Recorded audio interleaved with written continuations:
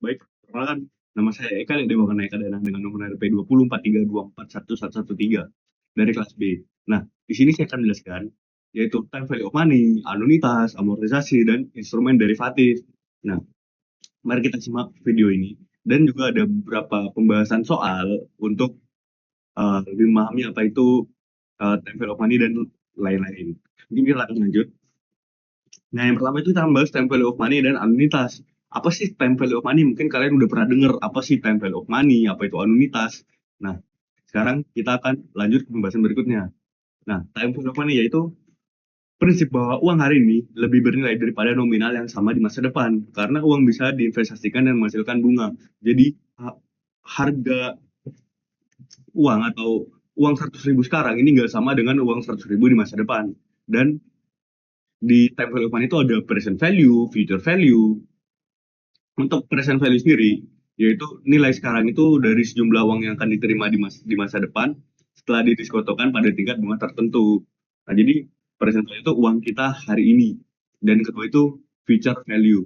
Future value itu nilai di masa depan dari sejumlah uang yang akan ditabung atau diinvestasikan sekarang setelah tumbuh akibat bunga majemuk. Semisal nih, kalian ada uang 100.000, kalian investasikan. Nah, tahun depan uang kalian tuh jadi bertambah. Nah, itulah future value. Jadi uang kalian itu di masa depan. Ini ada beberapa contoh soal. Diketahui bahwa dinar dapat 40 juta di sekarang dan 52 juta di tahun depan dalam jangka waktu 4 tahun dan tingkat bunga majemuknya itu 8%. Nah, terus rumus yang akan kita gunakan yaitu present value, yaitu future value dibagi dengan 1 ditambah I pangkat N. Kita lanjut aja ke pembahasan berikutnya itu. Ini proses perhitungannya. Kenapa sih pangkatnya ini 4? Karena prosesnya itu selama 4 tahun. Yaitu pertama kita menghitung faktor diskontonya, yang kedua kita menghitung present value-nya itu berapa, dan yang ketiga bandingkan dengan pilihan. Nah, pilihan B itu lebih kecil daripada 40 juta secara tunai. Nah, langkah paling paling menentukan bagi benar tuh pilih yang mana? Nah, itu pilih A. Karena setelah diskonto selama 8% per tahun, nominal 52 juta itu terlihat lebih besar. Ternyata bernilai lebih kecil daripada 40 juta tunai hari ini. Ini deposit. Ini ada soal bagian A nomor 2, deposit berbunga menghitung future value yang diketahui bahwa simpanan awal 40 juta, bunga majemuknya itu 6% per tahun dan lama menabung selama 6 tahun. Nah, rumus future value sendiri yaitu present value dikali dengan 1 tambah I pangkat N. Nah, untuk proses perhitungannya itu sama seperti tadi, kayak menghitung faktor majemuk dulu, future value-nya berapa, dan kita dapat menentukan future value selama 6 tahun itu berapa. Dan itu kenapa pangkat 6? Karena kita menabungnya selama 6 tahun. Itu ada penjelasan berapa apa PV itu simpanan awal, I itu bunga atau bunga per tahun, N itu lama menabung. Nah, kita akan lanjut ke anuitas nih. Apa sih anuitas itu? Mungkin buat kalian yang nggak tahu, aku jelasin ya. Anuitas itu adalah rangkaian pembayaran atau setoran dengan jumlah tetap yang dilakukan secara berkala. Misalnya itu tiap bulan selama periode tertentu pada tingkat bunga tertentu. Nah, untuk rumus anuitas sendiri itu apa sih? FV sama dengan PMT dikali dalam kurung 1 tambah I pangkat N kurang 1 bagi I. Nah, untuk PMT anuitas sendiri itu PMT sama dengan future value dikali I dibagi 1 tambah I pangkat N dikurangi 1. Nah, ini udah aku juga siapin keterangannya. PMT itu setoran per periode, I itu bunga per periode, dan N itu jumlah periode si dinar ini menabung. Untuk perhitungan yang bisa dilihat seperti ini. Nah, untuk perhitungan Excel-nya itu bisa dilihat seperti ini. Mungkin facecam saya sedikit bermasalah, jadi tidak bisa menampilkan yang di Excel itu seperti apa. Cuma sudah saya hitung untuk perhitungannya seperti ini, time value of money. Ini juga udah saya tambahkan rumus agar mempermudah saya untuk melakukan perhitungan. Nah, ini untuk hasil akhirnya sendiri sudah saya kategorikan, yaitu pilihan yang lebih menguntungkan bagi dinar itu pilihan A, yaitu menerima 40 juta hari ini daripada untuk 5 tahun ke depan. Jadi kita lanjut ke saldo akhir. Nah, itu rumus saldo akhir itu filter Friedel dengan PMT dikali satu tambah I pangkat N kurang satu bagi I, seperti ini. Kenapa? Ini ada refleksi dari saya. Kenapa 1 juta hari ini itu tidak sama dengan 1 juta di tahun depan? Karena adanya inflasi setiap tahunnya. Karena ekonomi global maupun ekonomi Indonesia tuh semakin lama itu semakin berkembang.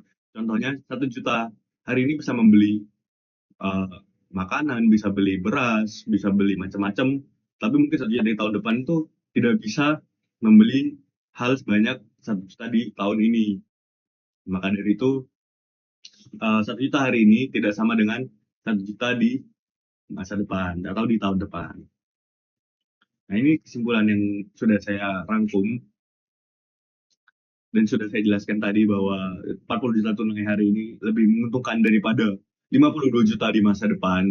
Dan untuk 40 juta yang didepositkan 6% dengan bunga 6% selama 6 tahun menjadi 56 juta, 700 ribu lewat proses bunga majemuk. Ada juga untuk mengumpulkan 36 juta dalam 36 bulan dengan bunga 0,4% per bulan. Dinar per mentor sekitar 931.772 rupiah tiap bulannya. Menabung 900 ribu setiap bulan selama 36 bulan pada bunga yang sama menghasilkan saldo akhir sebesar 34 juta 770 34 juta 777 ribu lebih total dari setoran murni. Nah, karena tadi kita udah membahas, mungkin sekarang kita akan lanjut ke amortisasi pinjaman. Mari kita simak video amortisasi pinjaman. Oke, kembali lagi dengan saya akan lanjutkan tentang apa itu amortisasi pinjaman. Nah, amortisasi pinjaman itu, nah, amortisasi pinjaman adalah suatu proses pelunasan pinjaman secara bertahap melalui angsuran tiap periode, di mana angsuran terdiri dari dua komponen bunga dan pokok. Misal pinjaman pokok kalian 45 juta, nah dengan bunga per bulannya itu 0,75%. Nah, untuk angsuran tetap, yaitu PMT-nya, PMT sama dengan P dikali dalam kurung I dalam kurung 1 tambah I tutup kurung pangkat N tutup kurung dibagi dalam kurung dalam kurung dalam kurung 1 tambah I tutup kurung pangkat N kurangi 1 kurung. Berarti itu. Kita lanjut aja ke langkah-langkahnya, yaitu perhitungan angsuran tetap. Nah, di soal dijelaskan kalau semisal dia mencicil selama 15 bulan. Nah, maka N-nya itu sebenarnya 15 bulan. Langkah kedua yaitu substitusi ke rumus PMT, bisa dilihat seperti ini. Dan untuk langkah ketiga, hasil angsuran tetap PMT-nya itu didapatkan 3.183.000 per bulan dari hasil 45 jutanya. Ini untuk tabel amortisasinya dari bulan pertama sampai dengan bulan ke-8, dari sisa awal 45 juta dengan angsuran 3 juta, bunganya 300.000. Nah, angsurannya kan 3 juta. Bunga bunga angsuran ini dapat dari bunga ditambah dengan pokok dan nilai akhirnya itu sebesar segini. Ini untuk tabel amortisasi bulan 9 sampai dengan bulan 15 dan bunga yang dibayar selama 15 bulannya itu mencapai 2.747.000. Nah, ini untuk grafik komposisi angsuran bunga dan pokok. Nah, di interpretasi ini bisa dilihat garis bunga menurun tajam sekitar 337.500 di bulan pertama menjadi 23 juta di bulan 15. Garis pokok terus meningkat karena porsi angsuran yang tersisa itu di luar bunga makin besar. Kedua garis membentuk pola berlawanan nih. Ciri khas amortisasi anuitas ini tadi karena bunga dihitung dari sisa pinjaman yang terus mengecil. Nah, ini dibandingkan tenor 15 bulan dan tenor 30 bulan. Tenor lebih panjang tuh angsuran bulan lebih ringan, tetapi total bunga yang dibayar jauh lebih besar. Karena bunga terus dikenakan pada sisa pinjaman yang butuh waktu lebih lama untuk berkurang. Nah, selisih tambahan total bunga perpanjangan tenor itu cukup besar, 2.672.000. Mungkin saya akan tunjukkan tabel perhitungan saya. Ini tabel perhitungan saya untuk amortisasinya. Nah, ini bisa dilihat.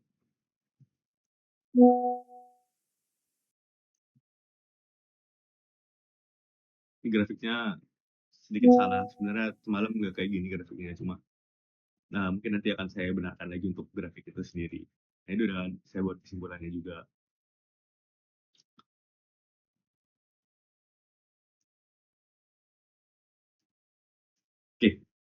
Dan ini dari kesimpulan yang saya singkat lagi dan ada refleksi.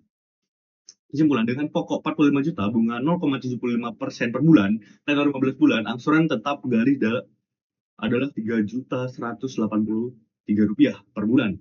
Dengan komponen bunga terus mengecil dan komponen pokok terus membesar sehingga sisa pinjaman menuju nol tepat di bulan ke-15. Total bunga selama 15 bulan adalah Rp2.747.000 hasil akumulasi dengan bunga bulanan yang terus mengecil.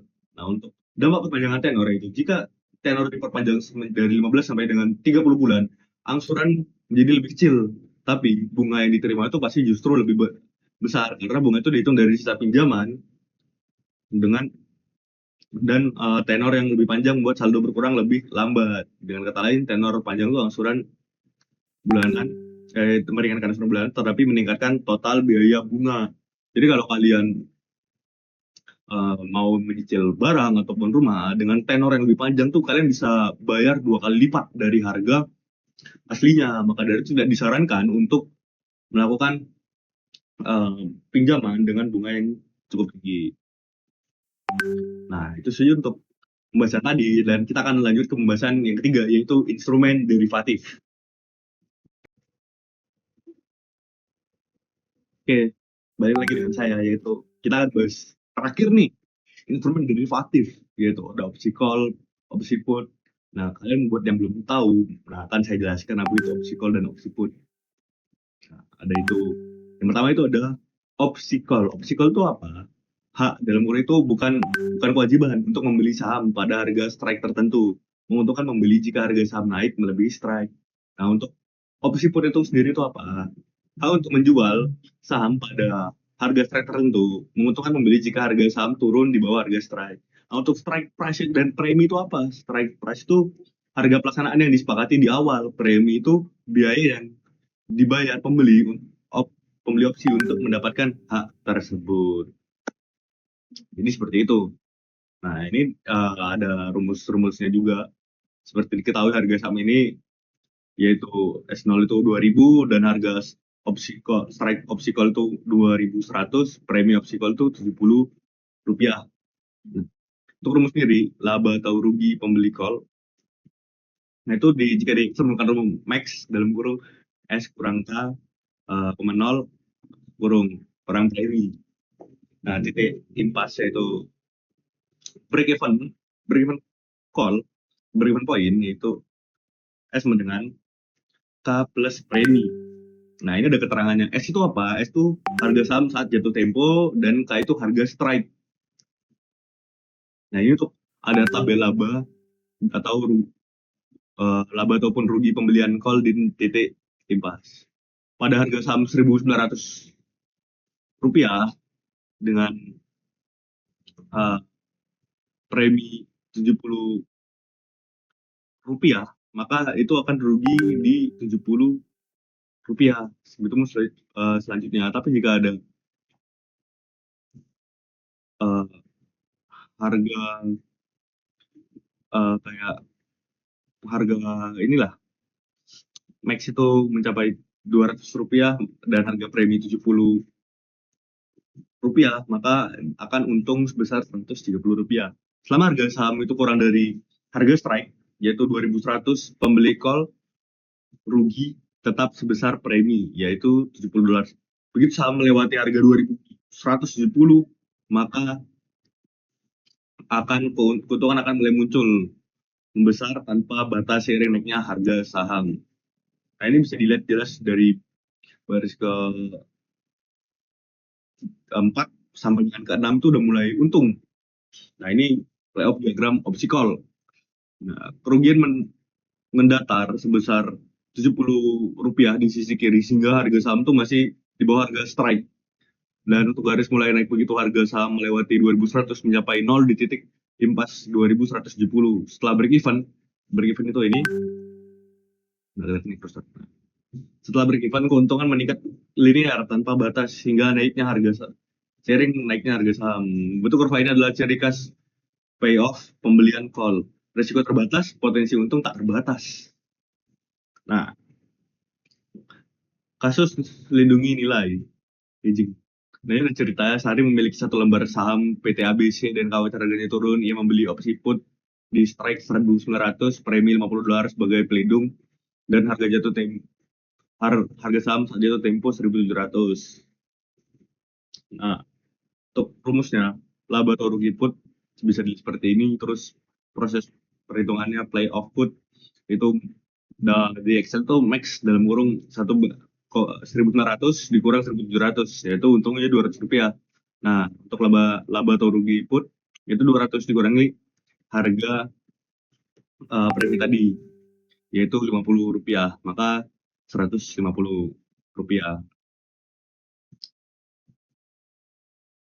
Nah, ini untuk presiden hedging. Sebelum kita lanjut ke sini, kita akan membahas ke Excel yang telah saya kerjakan.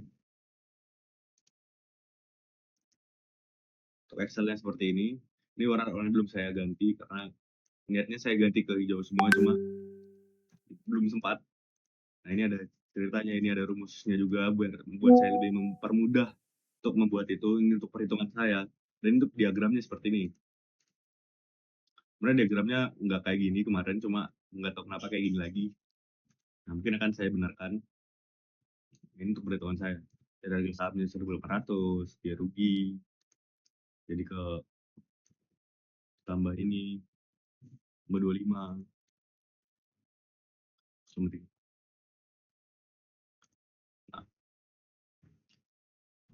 itu untuk interpretasi dari keuntungan dari opsi put mengompensasi sebagian kerugian pada nilai saham, sehingga kerugian bersih posisi sehari jauh lebih kecil dibandingkan jika ia tidak memiliki opsi put sama sekali. Inilah fungsi utama hedging, membatasi risiko kerugian. Nah, hedging dan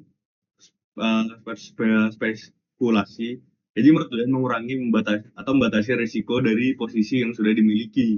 Tujuannya menjaga kestabilan nilai, bukan mencari untung besar. Spekulasi sebaiknya mencari keuntungan dari perkiraan arah harga tanpa memiliki aset yang mendasari, sehingga risikonya jauh lebih besar karena tidak ada posisi penyeimbangan.